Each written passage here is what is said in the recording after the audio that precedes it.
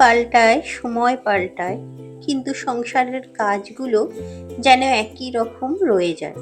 এগুলোর মধ্যে কোনো রকম পরিবর্তন নেই।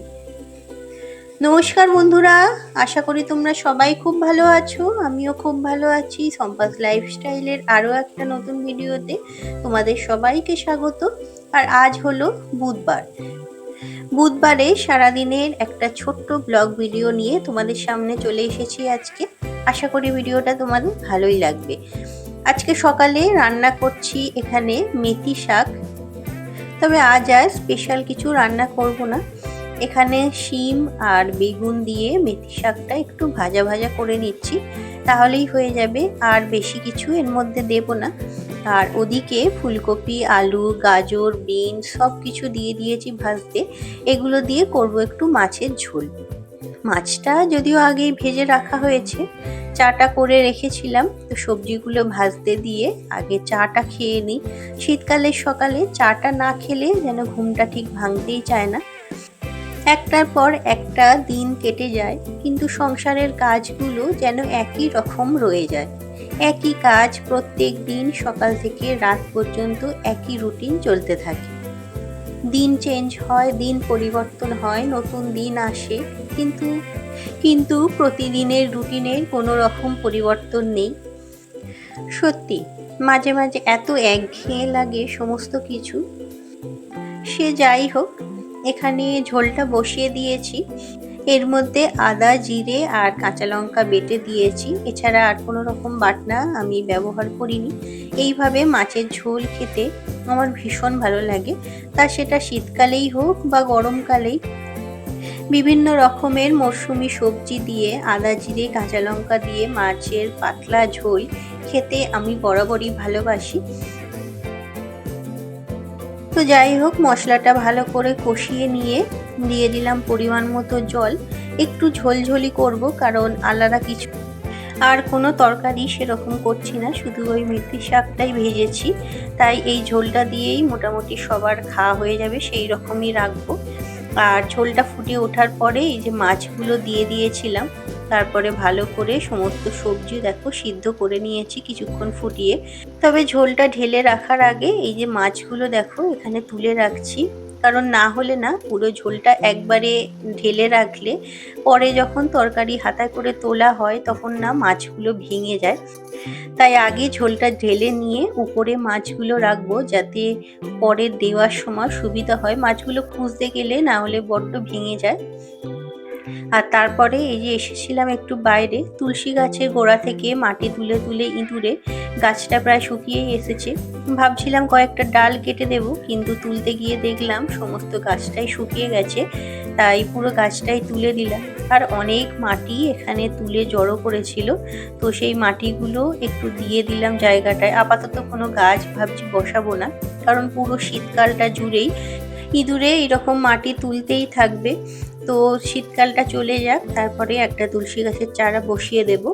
আর এখন হলো সন্ধ্যাবেলা, তারপর থেকে সেরকম কিছু ভিডিও করিনি। এখানে চাল, আটা সব কিছু শেষ হয়ে গিয়েছিল, তো সেগুলো এই যে ঢেলে রাখছি।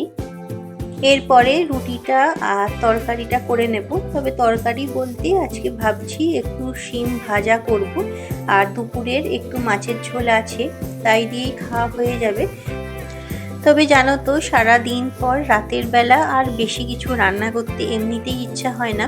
আর রাত্রেবেলা এমনিতেই পরের দিনে সকালের জন্য অনেক কিছু প্রিপারেশন করে রাখতে হয়।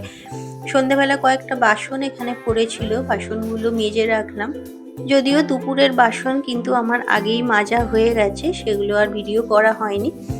এরপরে যাব বাবিকে খাওয়াতে। সন্ধ্যের খাবারটা বাবিকে খাইয়ে দিয়ে তারপরে অন্য কাজে আরম্ভ করব।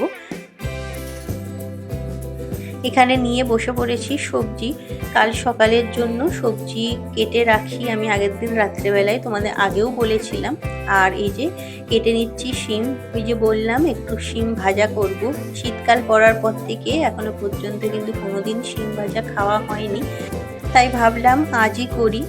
আর বাবি দেখো ক্যামেরার সামনে দাঁড়িয়ে কন্টিনিউ এখানে এসে কথা বলে যাচ্ছে। ইদানিং এত কথা বলতে শিখেছে, সব সময় কানের কাছে বকর বকর না করলে ওর যেন ঠিক খাবার হজম হয় না।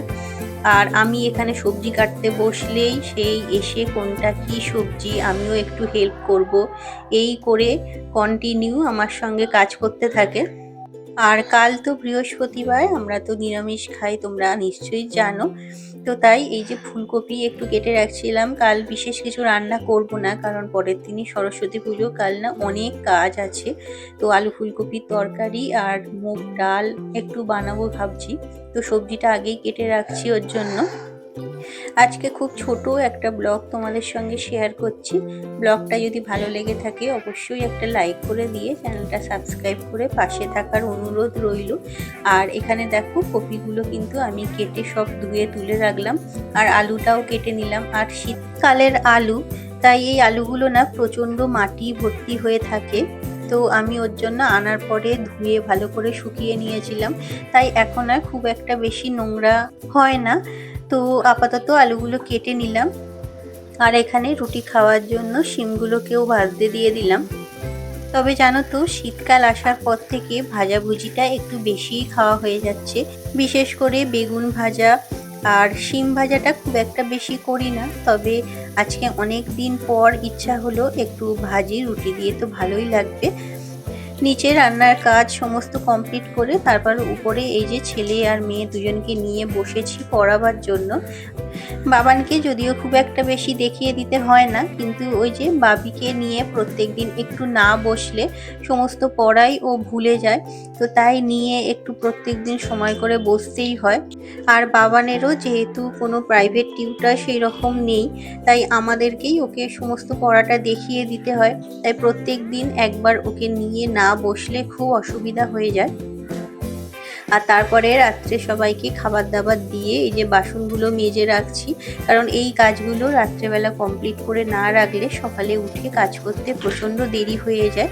তো আপাতত সমস্ত বাসন মেজে তারপর সকালের জন্য রান্নাবান্নার প্রিপারেশনও কিছুটা করে রাখবো। তো আজকের ভিডিওটা এই পর্যন্তই, আশা করি তোমাদের ভালো লেগেছে। আবার দেখা হবে পরের ভিডিওতে। ততক্ষণ সবাই ভালো থেকো, সুস্থ থেকো, আর খুব খুব আনন্দে থেকো। টাটা।